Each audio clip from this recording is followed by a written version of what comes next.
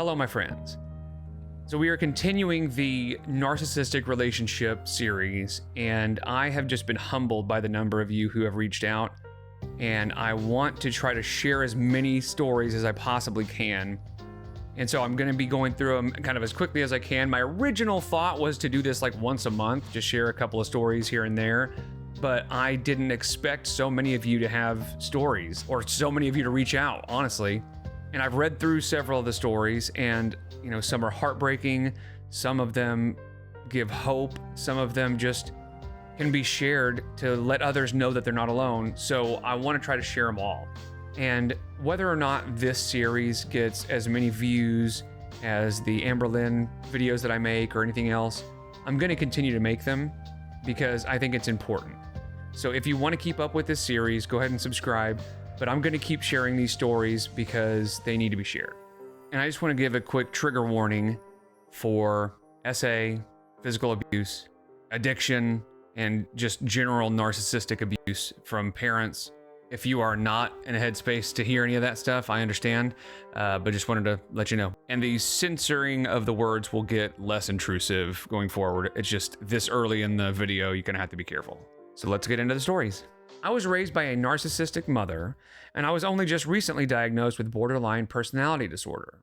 It should also be noted that I am suffering from PTSD, legitimately. And they say that because Amberlynn claims to be suffering from that, but she also had claimed to be suffering from ASMR at some point. So, who knows? And one of the major reasons I consume reaction channel content in relation to Amber is because she reminds me of my mother. Once you start to see NPD, you can't unsee the behaviors.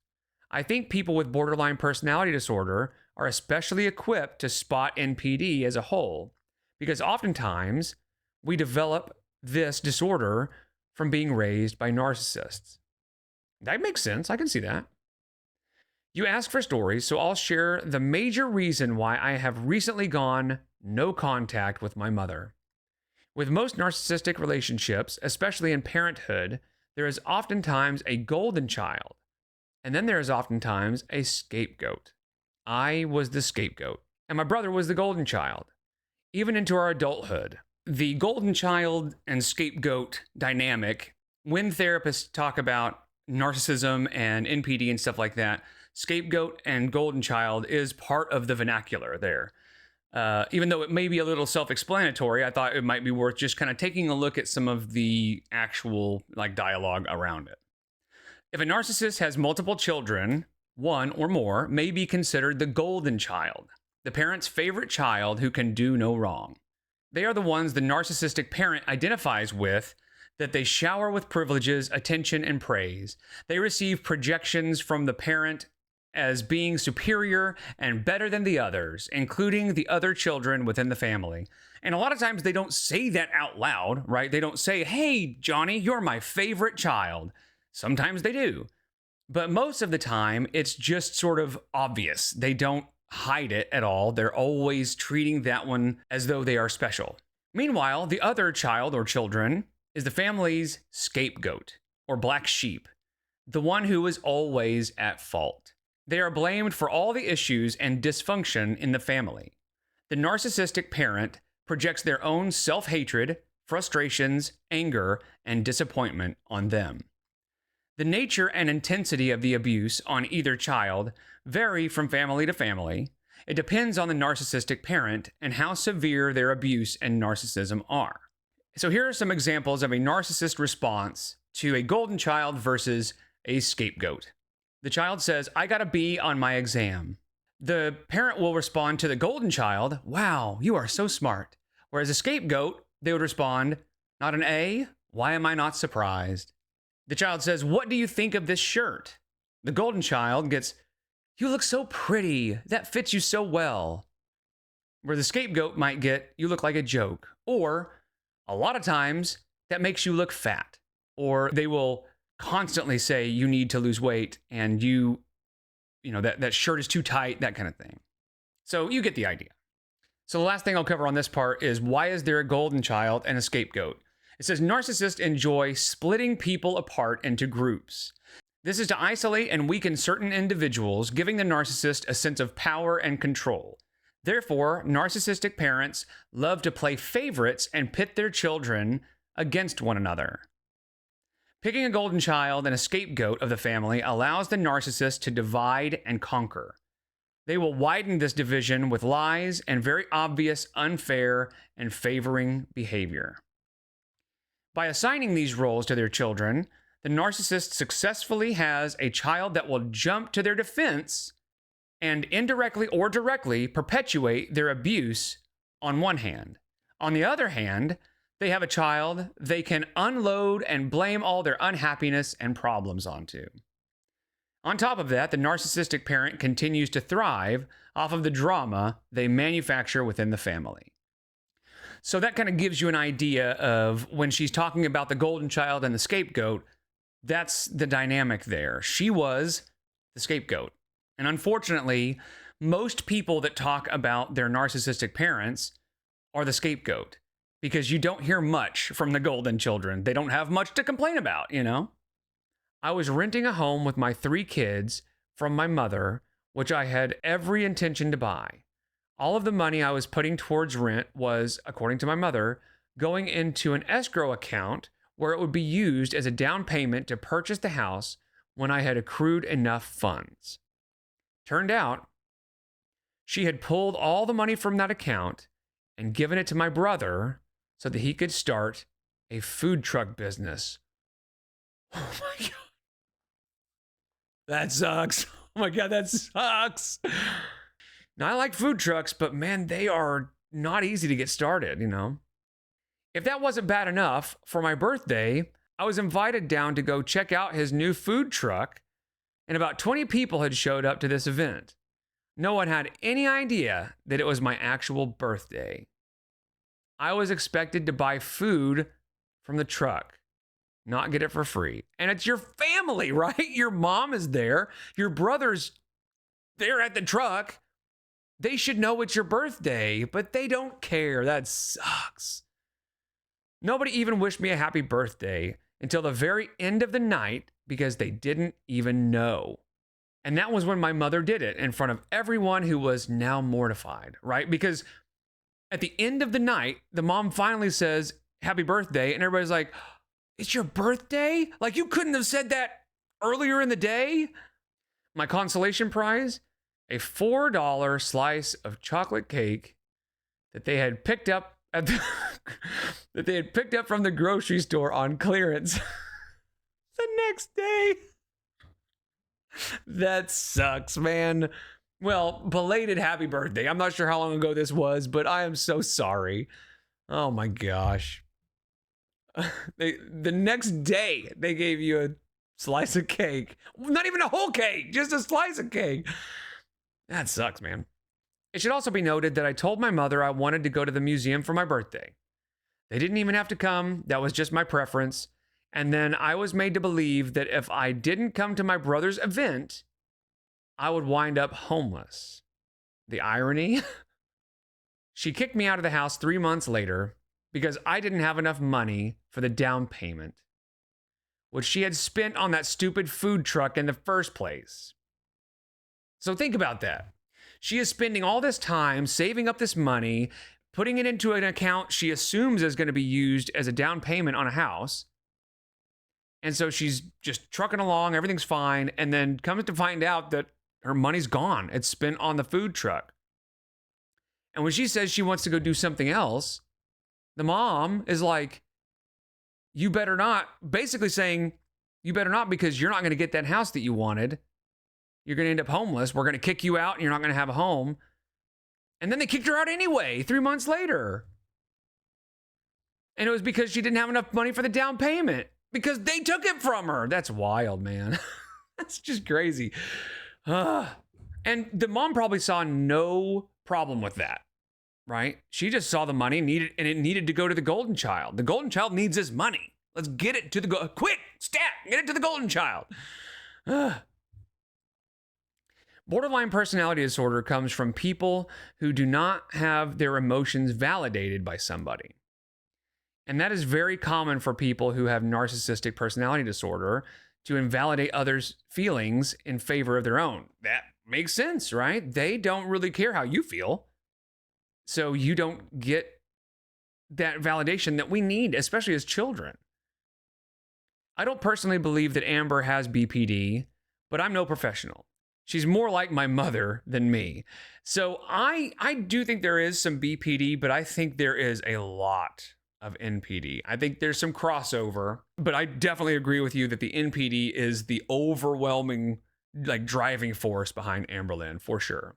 Okay, so this next one says, "Hello, Mr. Hecticana. Hello. I started watching you when you had a little over 200 subscribers. I'm so happy to see your channel grow. Thank you." There are several people in my comments that I see that have been regulars since the very beginning. You know, they kind of kept me going there in the beginning, so thank you guys. "I'll try not to write a novel. The narcissist in my life is my father. I come from a family with alcoholism, drug addiction, mental illness, and poverty, but I will tell you that by far the hardest thing I've had to deal with and heal from is my dad's narcissism."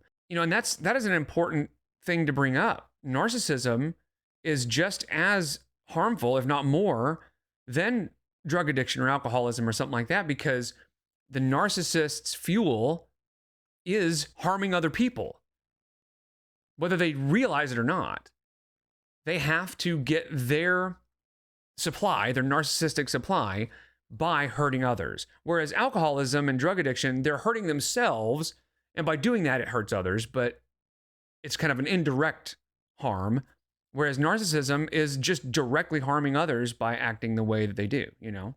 "My dad hates women, wants to sleep with them, but has absolutely no respect for them. Says the nastiest things about women in front of his young daughters and wife. My mother was and still is a very beautiful woman, but the way he looked at and constantly talked about women, well, looking back on it, I would say that it was a pathological behavior for him. And it made him feel big, you know? It's sort of an incel vibe, right? Where they are really insecure with themselves, and that's a narcissistic thing, right? And deep down, they are really insecure. So it made him feel big talking bad about women. Listening to him constantly disrespect my mother, say terrible things about women in general, I feel that it really primed me to become victimized. Also my sister, but I'll strive to keep to my experience. He not only spoke of women as objects, but he also sexualized very young girls. I remember him saying that a 9-year-old neighbor girl had sex appeal. A 9-year-old girl. That is disgusting, for sure. Another thing about being raised by a narcissist, he would always say the worst things with no regard to the people he would say it to. I used to have a friend that said the difference between a sociopath and a narcissist is that a sociopath tells you what you want to hear, and a narcissist thinks so little of you that they say whatever horrible thing they want. Yeah, a sociopath will tend to pretend to be kind and pretend to be normal, even though they really have no feelings of empathy or no feelings of love or anything like that. But they pretend because they learn early on that that's not normal and they need to at least pretend to kind of fit in. Where a narcissist just doesn't care, right? They don't need to fit in. They don't want to. They're just going to do what they want.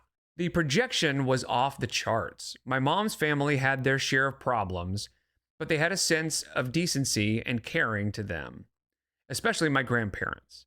They provided shelter from the storm that was my father, made sure we had food, school clothes, and would pay our rent and bills because my father, also being an alcoholic, would blow all his money on alcohol or simply not go to work.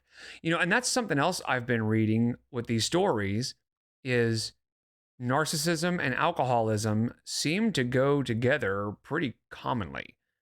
Where a lot of people are telling their story as far as like, yeah, he would say all these things and do all these things, and his drinking was a problem too. And when he was drunk, he would be even worse and things like that. So I think there is something to that. So just as a side note, I found a lot of articles linking mental health disorders and conditions with substance abuse and stuff. And it says, do narcissists tend to become alcoholics? Research and clinical observations show that narcissists are susceptible to developing a drinking problem. An alcoholic narcissist may drink heavily for multiple reasons. In some cases, they want to show off by drinking as much as possible. Alcohol can also help fuel their grandiose ideas. If you've ever been drunk, which most of us have, we've all had that moment of like, oh, you know what? I'm going to start a band. We should start a band together, Just out of the blue, we're sitting there listening to music or something, and it's like, yeah, I'm gonna buy a guitar, bro. And so, yeah, imagine having NPD and already thinking you're the best thing that has ever existed, and then you add alcohol to that, and the sky's the limit at that point, at least in your mind.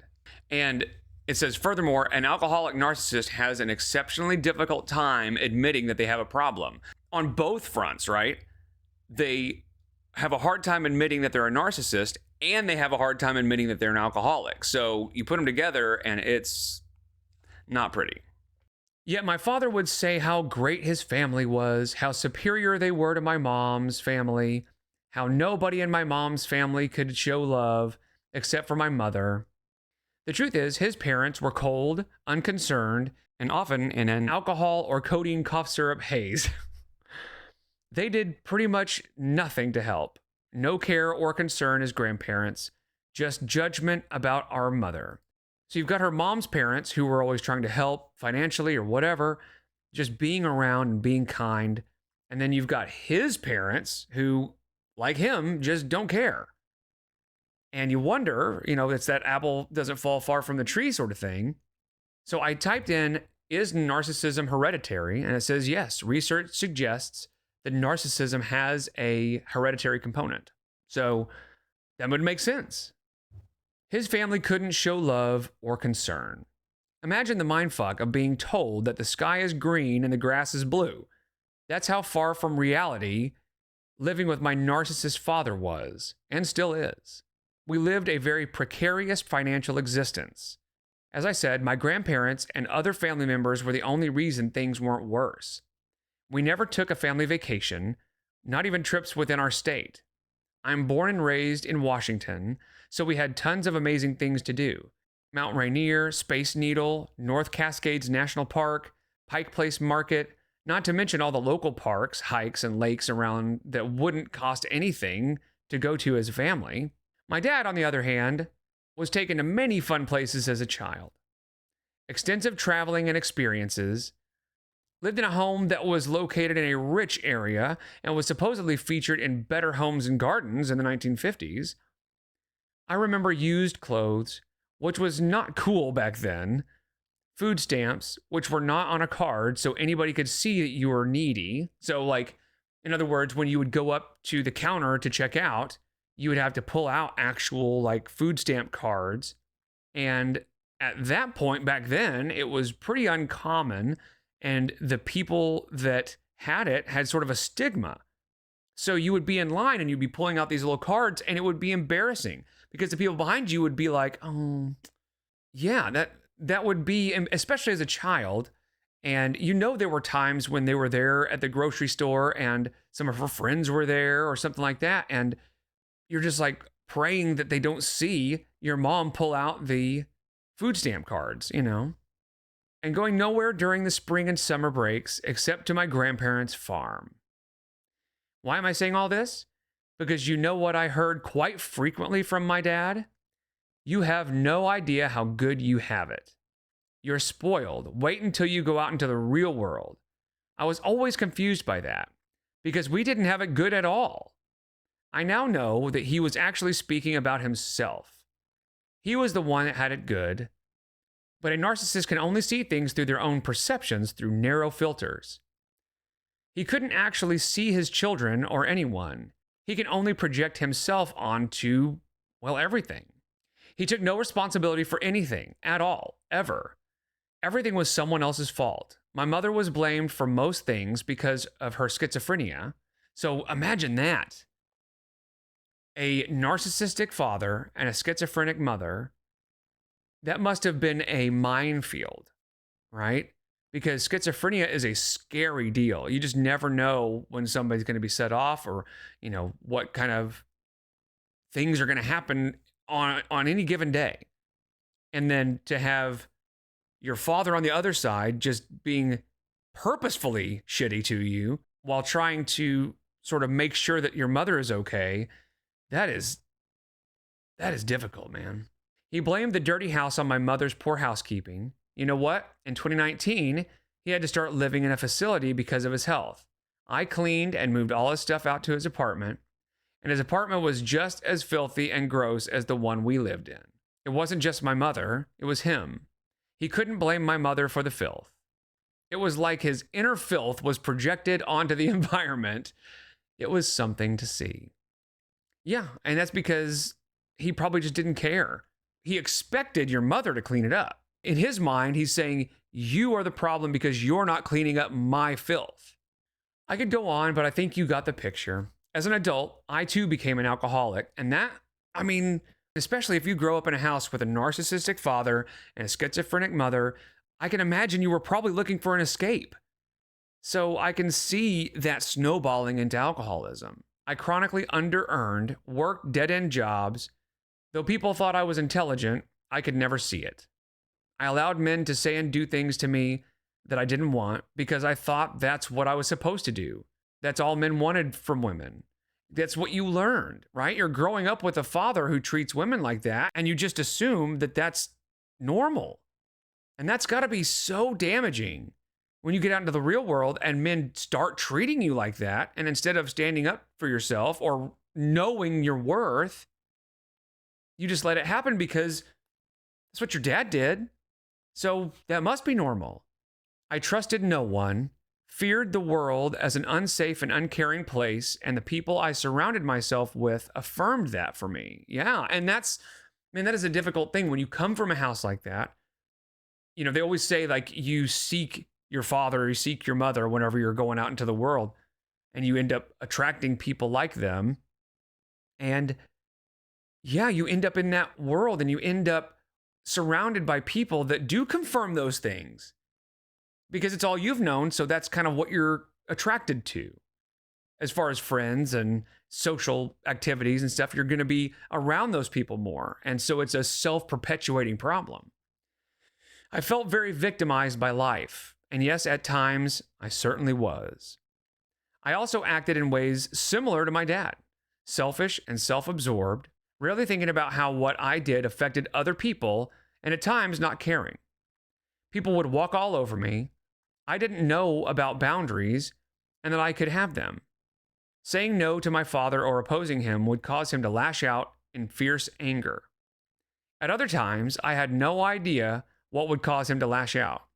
I just knew it was my fault if he got angry.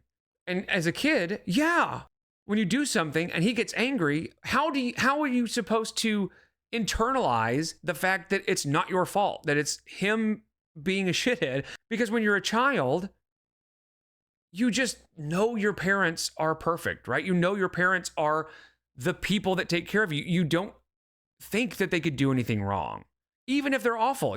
If they're awful, you just assume that's the way things are supposed to be.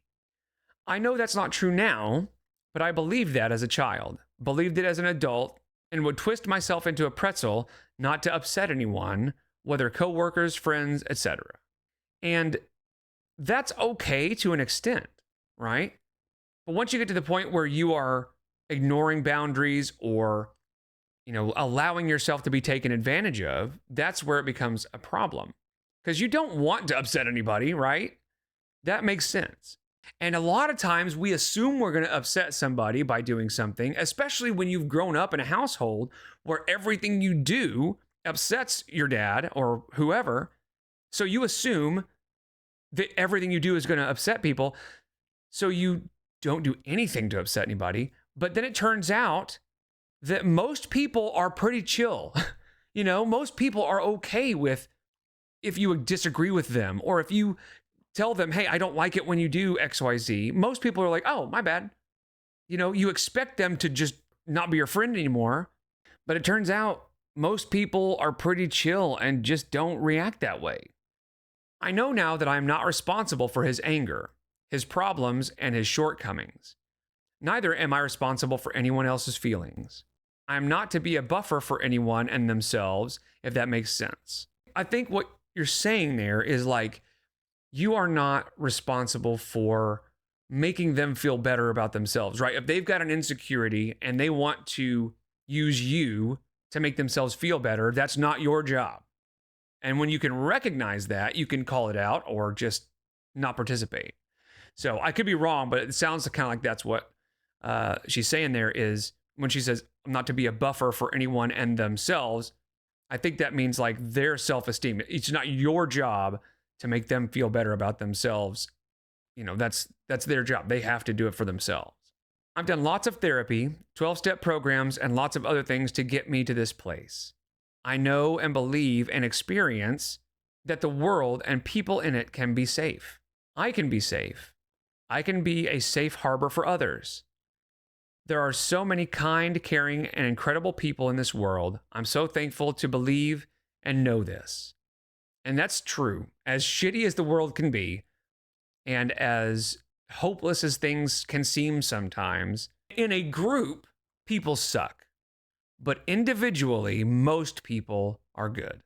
I don't have to be talked down to. I don't have to be abused in any way, shape, or form by anybody. I still get so surprised when people respond to me with kindness. You know, it's funny. I live in Oklahoma, and people come here from out of state, and they're always like, I cannot believe how friendly everybody is. And to me, it's normal. You know, that's just the way everybody has always been. I've lived here my whole life. And it just never really dawned on me that that was weird. But, you know, you go to other states and you see that, yeah, people can be pretty shitty. But again, in groups, people suck. But yeah, once you get to know people and once you kind of talk to them individually, they can be pretty kind. And it's okay for you to be surprised by that because it reminds you that kindness is a thing that we shouldn't take for granted. There's part of me that still expects anger, unkindness, or indifference. There's a part of me that still thinks I'm not good enough, that I can never do enough, when really I am. I am a successful business owner, and I managed to earn a degree, and I've been sober for years. Congratulations. That is awesome. And that is not an easy feat. That is a very difficult thing to do, is to get sober and stay sober. I really feel an affinity for Mama Lynn. Me too. And I know Mama Lynn has a past, and I know that she's done some things that are not great, but it seems like she's turned things around. And other than the fact that she enables Amber a little too much, according to what Amber says, of course, that could be false. But other than that, I like her. I think she really has turned her life around, and I think she's doing pretty good. I just hope she eventually learns that she doesn't have to be treated so terribly by Amberlynn. Absolutely. That's a big deal, right? Is one of these days, I hope Amberlynn's mother realizes that no matter what has happened in the past, it's not okay to be treated the way she is by Amber. I know right now there's a lot of guilt, and I think Mama Lynn feels like she owes Amberlynn, you know, being her punching bag, that kind of thing. But she doesn't. So I just hope she eventually learns she doesn't have to be treated so terribly by Amberlynn, that she's made her amends. Anything that happens is on Amberlynn to deal with and heal from. But as we know, narcissism, that's true. That is the thing, right? Is Amberlynn's always going to act like that. And Mama Lynn's going to have to learn that at some point. And right now, I don't think Mama Lynn even realizes it's happening. But it's those little jabs, those little things, and it's death by 1,000 cuts sort of thing. One of these days, she's going to get tired of being talked to the way Amber talks to her, and she's going to be fed up with it. And hopefully she'll do something about it. Sorry this email was so long. Thanks for taking the time to read it. Now I'll go back to watching your videos. Well, thank you. No, that must have been terrifying. And I can understand having a very difficult childhood growing up in a household like that. And I am so happy that you came out the other side and things are better now. You know, they're never going to be perfect, but they're better. And that's all you can hope for. So thank you for sharing. So this one is a pretty concise story, but it's several kind of instances all in one. And this is sort of showing you the extreme of a narcissistic parent as far as the way a narcissist parent can view the world and view their child's place in the world and what role they have just as a child. I'm so glad you're doing this, And I debated sharing my story because it's not as drastic as most, but I think a lot of people can relate to having a parent that is a narcissist. And it is as drastic as most. And you're going to find out here in a second. My narc was my incubator, aka mother. Now, I've heard incubator in my comments a few times, so maybe that's you. I don't know if that's like starting to be a common thing people say, but I've heard it a handful of times. So I like that because at a certain point, if your mother doesn't deserve it, they don't get to be called your mother anymore. So yeah, incubator works for me. My life started with her telling me I basically killed her dad because he had to die so I could have a soul. She found out she was pregnant right after he died. So think about the logic there. Right off the bat, the mom is looking for a reason to blame this child for everything, right? I don't know if there's some sort of religious thing going on or, some sort of spiritual thing going on that she has been taught that that's a thing. But in her mind, she was saying, my child took my dad's place on this planet. Like there was only one slot and my dad had to vacate it so that my daughter could take it. And, if you believe that, whatever, but instead of just kind of realizing it's the circle of life and that stuff just sort of happens, she decided that her daughter didn't deserve that space, I guess. And the abuse only continued from there. When I was 7, I told her about my adopted dad essaying me, and she looked at me and said, well, look what you're wearing. And it was a sundress that she got me. I mean, that is disgusting, right? It's first of all, it's a sundress, but it doesn't matter. She's blaming the child for something an adult did to them. And what makes it just even worse is that the dress that she is saying caused this is a dress that she bought for her daughter. Oh my God. When I finally went to foster care 2 years later, she told people I tried to steal her husband at 6 years old. So that is bonkers. I also want to know who these people are that she's telling that to and why they didn't, I don't know, call the police or something. But it's not terribly uncommon with narcissistic parents to feel like their child is taking the attention from their husband or boyfriend. Now, normally, it's just, fatherly attention, right? They are just getting attention, period. Not inappropriate attention, just attention. And they get jealous of that. This is on a whole different level of disgusting and depraved and complete disconnect from reality, right? Where something so horrible and so disgusting is happening, and instead of her instincts kicking in and protecting, she gets jealous. Her mother is jealous of her. Then her 55-year-old boyfriend asked me to marry him when I was 14, and she accused me of flirting with him. I don't know that there is a single place in the multiverse. There's no planet in the multiverse where somebody would say something like that to my daughter and they would continue having a place on this planet. You know what I mean? And I think most people, their first reaction, their instinct is to protect their child, is to call the police, is to do something. But instead, the mother, again, was jealous and mad at the daughter and blaming her for trying to take him away from her, from the mother. Oh my God. It took me almost 45 years to realize she was a horrible woman and cut ties, but I couldn't be happier without the guilt she put on me for everything. Well, one thing that I will say, and I will probably say this a lot in this series, I've read a lot of heartbreaking stories so far, and I'm going to share a lot of them. But one common thread so far is that there has always been a light at the end of the tunnel. Again, so far, I haven't read every single story yet, but what I have read, everybody has found a way out. found a way to a better life, a happier situation. They've gotten help. It just gives a lot of hope. You know, there's a lot of hope knowing that even when it's this bad, there's a light at the end of the tunnel. There is absolutely no shortage of stories from, I mean, even just a person dealing with narcissists can have a book full of stories.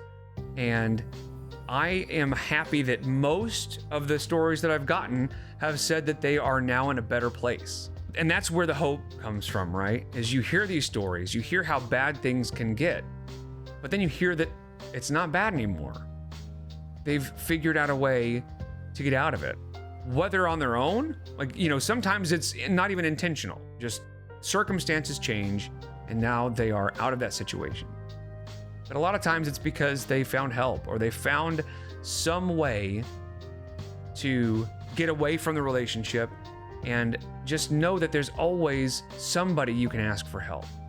So I appreciate you guys so much. And like I said, I'm going to keep this series going no matter what.